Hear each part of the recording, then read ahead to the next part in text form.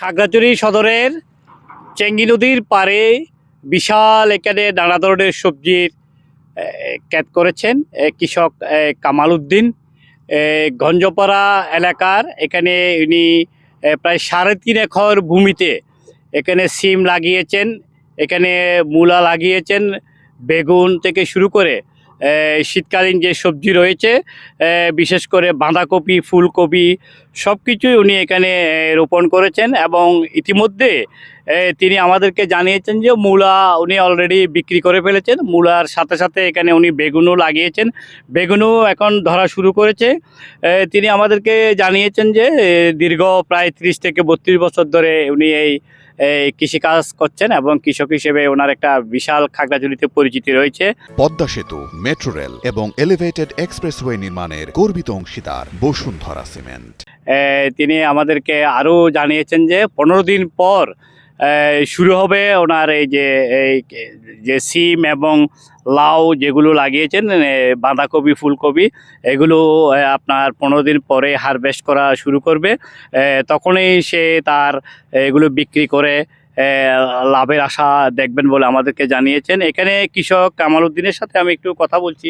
আপনি কত বছর থেকে কৃষিকাজ করছেন এবং এখানে কি কি লাগিয়েছেন? প্রায় 30 বছর। আমি লাগাইছি ফুলকপি, বাঁধাকপি, সিম, বেগুন, মূলা, লাউ, অনেক কিছু। এখানে কি কি বিক্রি করেছেন ইতিমধ্যে? মূলা আর বেগুন, সিম কি ধরেছে লাউ এখনো কিছু নাকি? বিক্রি করছি। সিম ধরা দিতেছে, মুকুল আসছে। আর কি লাগিয়েছেন? বাঁধাকপি, ফুলকপি এগুলো কি আপনার? বাঁধাকপি, ফুলকপি, বাদাম, আর মিষ্টি আলু, বিলাতি আলু। তাহলে আপনার যারা কিনতে আসেন তারা কি মাঠ থেকে কিনে নিয়ে যান? না, আমরা বাজারজাত করে দিই। বাজারজাত করে দেন। এমনি কৃষি বিভাগ কি আপনাদেরকে কোনো সহায়তা দিচ্ছে? হ্যাঁ, কৃষি বিভাগের মিথিলা ম্যাডাম, মুক্তা ম্যাডাম আসে মাঝে মধ্যে। বিষ কি লাগবে না লাগবে এটা দে, মাঝে মধ্যে বিষ সার দে।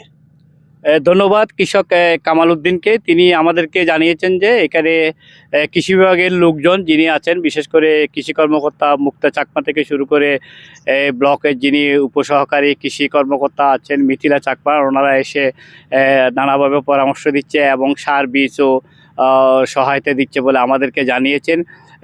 একটু জানিয়ে রাখি, এখানে যেহেতু চেঙ্গি নদীর পাড়ে হওয়াতে এখানে সেচ ব্যবস্থাটা ওনার সুবিধা বলে আমাদেরকে জানিয়েছেন। এখানে তিনি যে লাউ, বেগুন, মূলা, শসা, বাঁধাকপি, ফুলকপি লাগিয়েছেন, প্রায় 3.5 একর এই জমিতে তিনি এই চাষ করেছেন এবং প্রতি বছরেই উনি এই চাষ করে থাকেন। তিনি বিগত দিনের ক্ষতি পুষিয়ে আসার জন্য, বিশেষ করে বন্যা হওয়ার পর ওনার একটা ব্যাপক ক্ষতি হয়েছে, এই ক্ষতিটা পুষিয়ে আনার জন্য তিনি আপ্রাণ চেষ্টা করছেন এবং রাত দিন এই মাঠেই পড়ে থাকেন বলে আমাদেরকে জানিয়েছেন। খাগড়াছড়ির গোলাবাড়ি ইউনিয়নের গঞ্জপাড়া এলাকা থেকে সর্বশেষ কৃষক কামাল উদ্দিনের মাঠ থেকে ছিল আমার সর্বশেষ শীতকালীন সবজি নিয়ে এই তথ্য।